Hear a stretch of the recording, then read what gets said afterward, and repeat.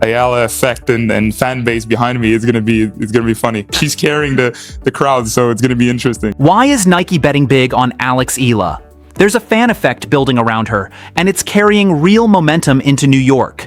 A $140 royal blue kit, a 21-year-old Filipina ranked 20th in the world, and according to fans circulating photos across social media this week, a Nike marketing budget reportedly climbing the sides of buildings in Manhattan. Every few days there seems to be a new photo, a new crop, a new zoomed-in corner of a building somewhere in the city, and every time, the caption underneath says some version of the same thing. Is that really her? Alex Eala is not the highest-ranked player heading into the 2026 US Open. She is not American. She has not won a Grand Slam. She is not, by the ordinary math of tennis marketing, Grand Slam titles, head-to-head records against the very top of the tour, years of sustained top 10 results, the obvious pick for a brand's marquee campaign at its home slam. And yet, going into the biggest tournament on the North American calendar, she has become, by most fan and media accounts, the face Nike appears to have chosen to sell. The question reportedly circulating through the WTA locker room is simple. Why her? Why now?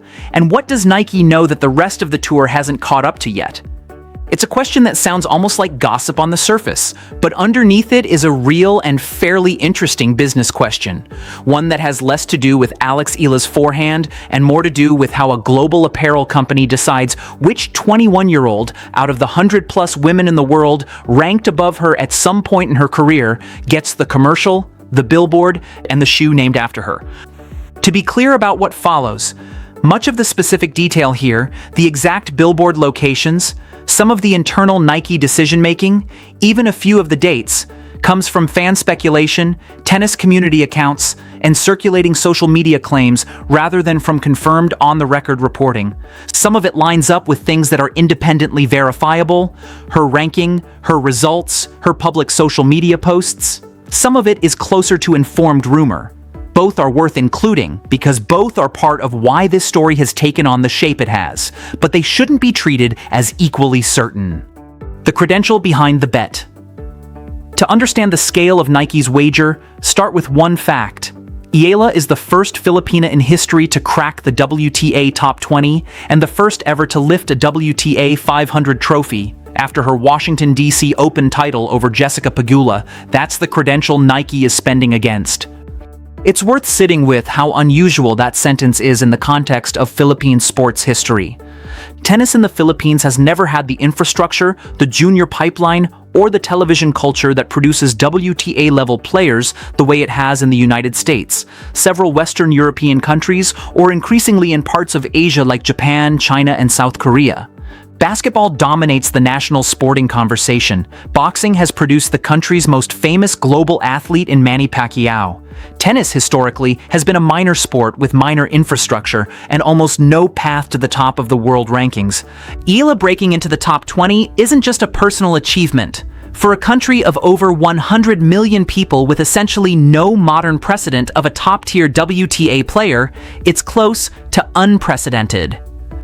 That context matters for understanding why a credential that might look modest against, say, a former world number one's resume, reads very differently once you factor in where she started and what she's had to build without. A WTA 500 title and a top 20 ranking on their own wouldn't normally trigger a global brand's flagship campaign. Layered onto being the first player from an entire nation to do it, they start to look like the kind of story a marketing department would build a multi-year plan around. Everything else Nike has done over the past 12 months looks oversized relative to that ranking on paper. And on August 20th, 2025, the story took a sharp turn.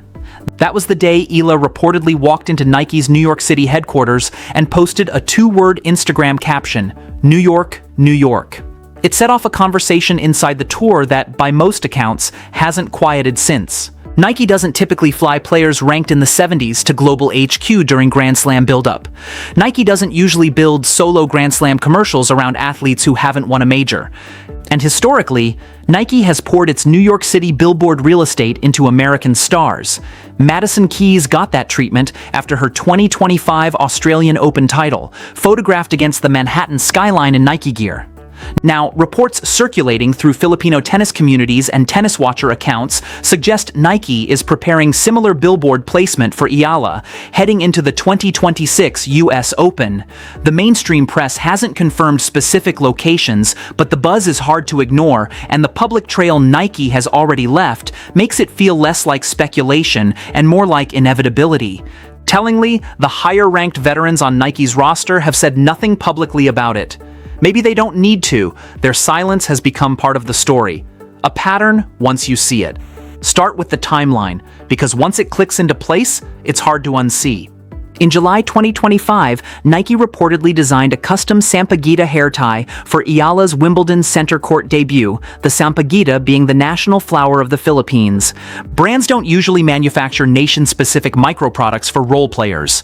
That's franchise-level treatment. The same kind of design philosophy Nike applied to Naomi Osaka's Haitian-Japanese identity back in 2019. Then came the August 2025 Vogue Philippines cover.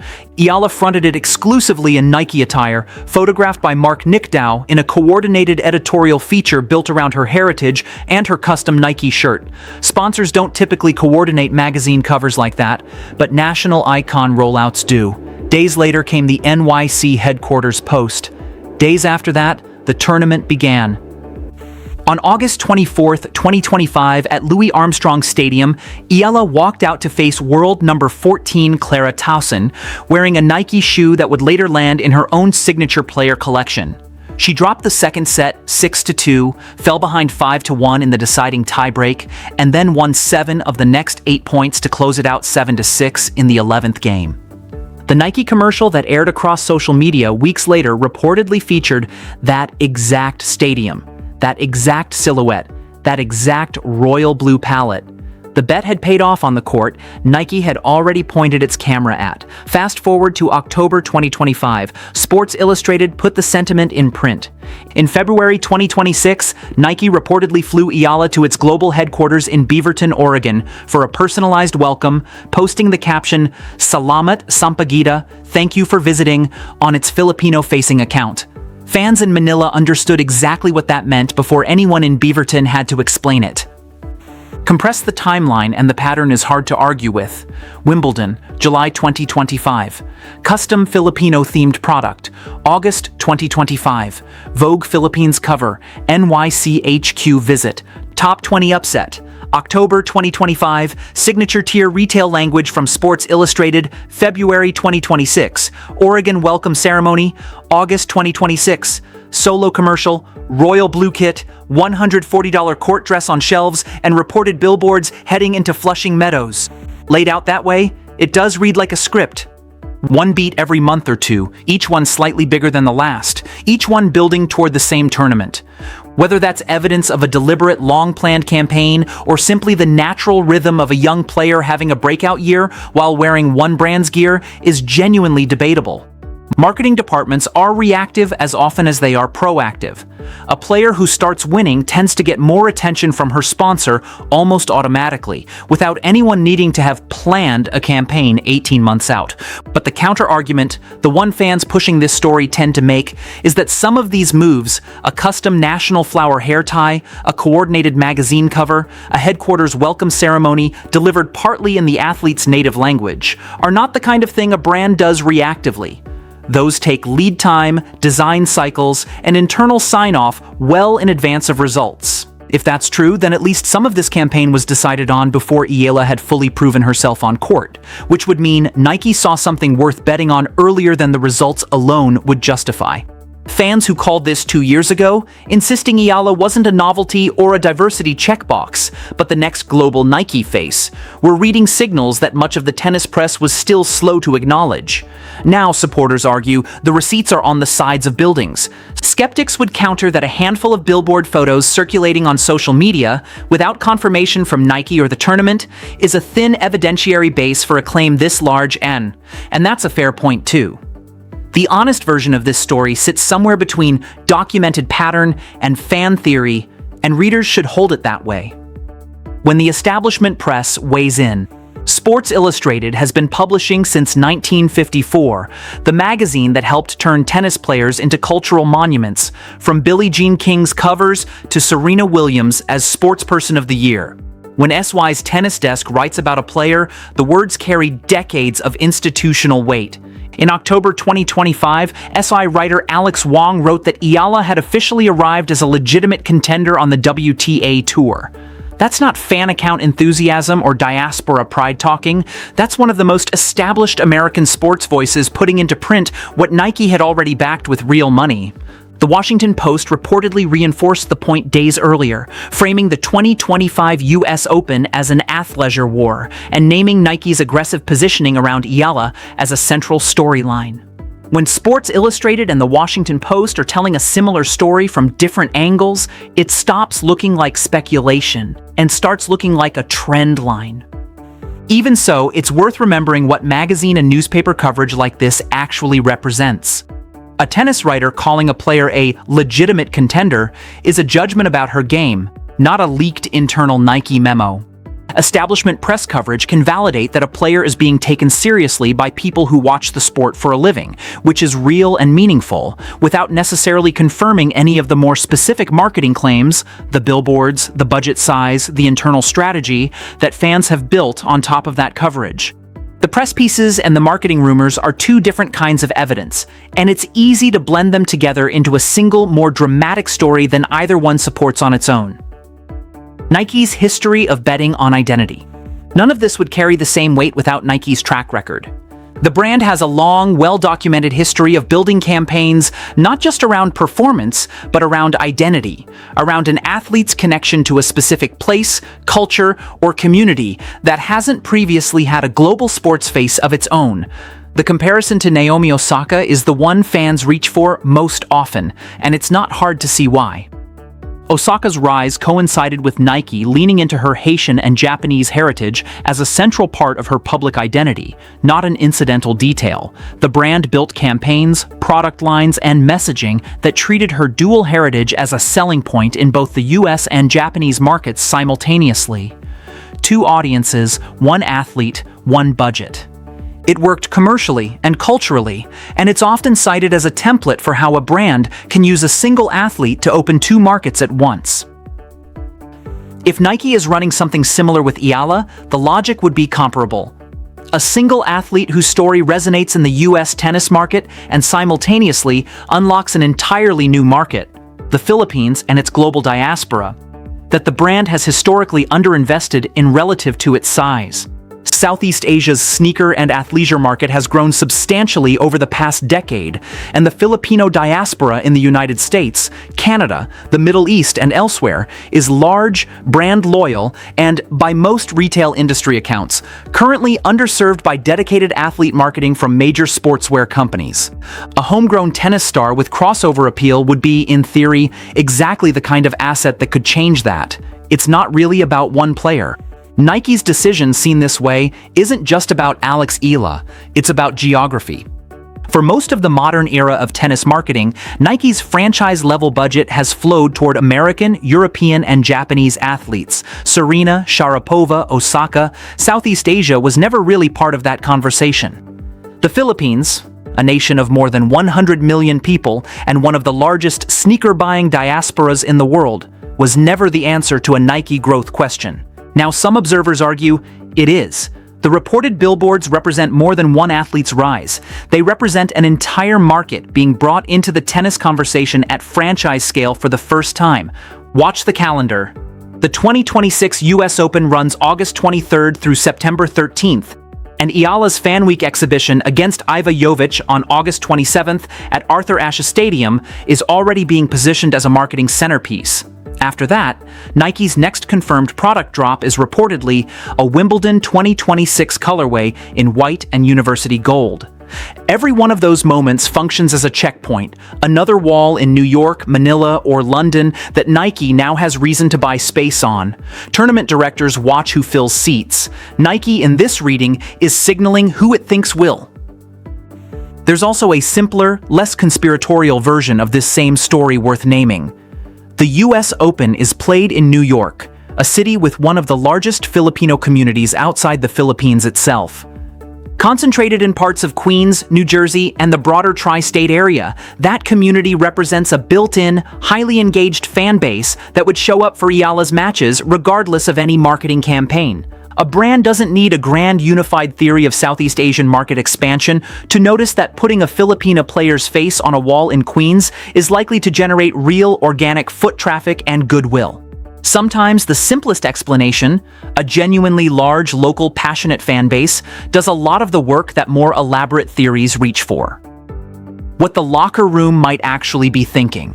The framing that the WTA locker room is asking why her is one of the more interesting claims running through this story, and also one of the hardest to verify from the outside.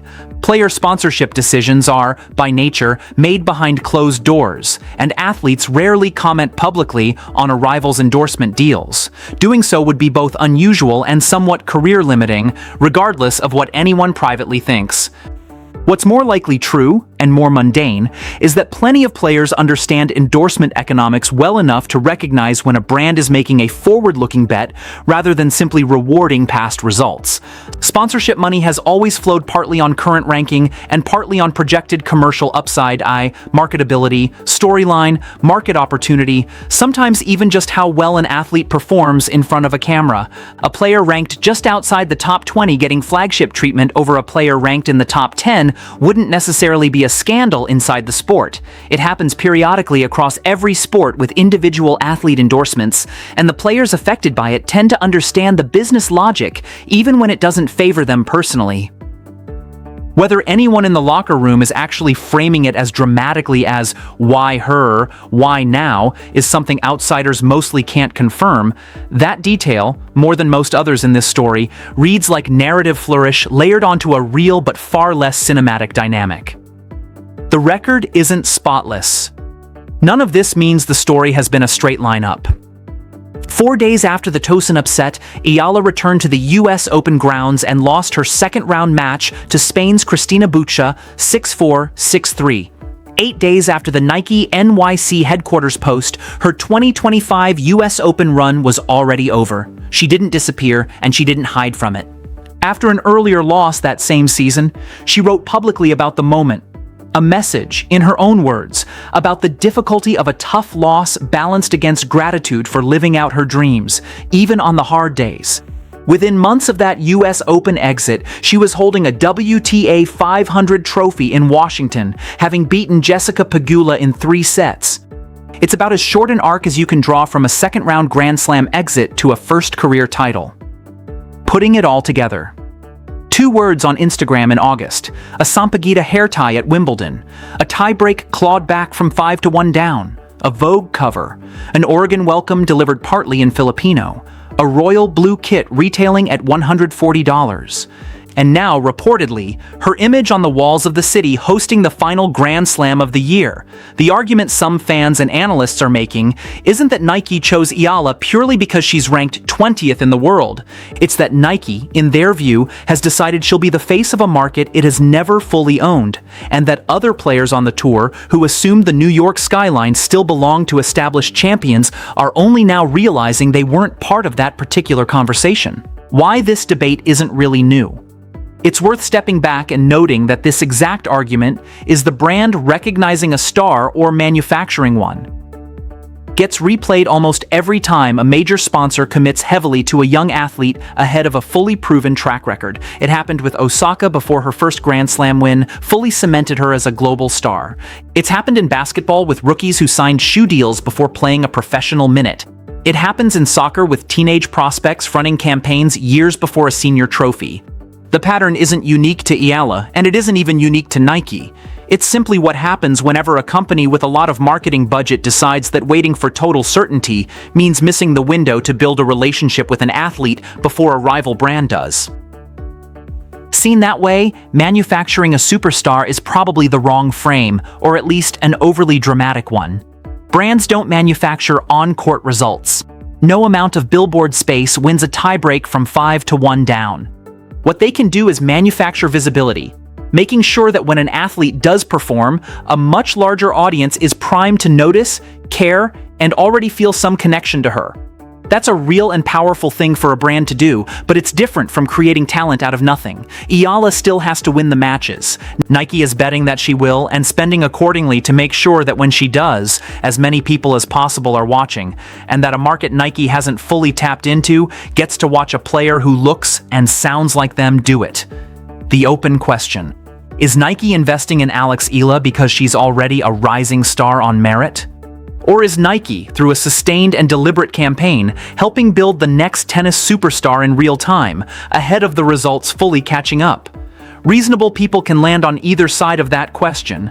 Sports marketing has always blurred the line between recognizing talent and building it. And the truth here is probably some blend of both rather than a clean answer in either direction. What's clear is that the build-up to the 2026 US Open has put both possibilities on the table at once. Whether the specific claims about billboards, budgets, and boardroom decisions turn out to be fully accurate or partly exaggerated by an enthusiastic fan base, the underlying facts aren't in dispute.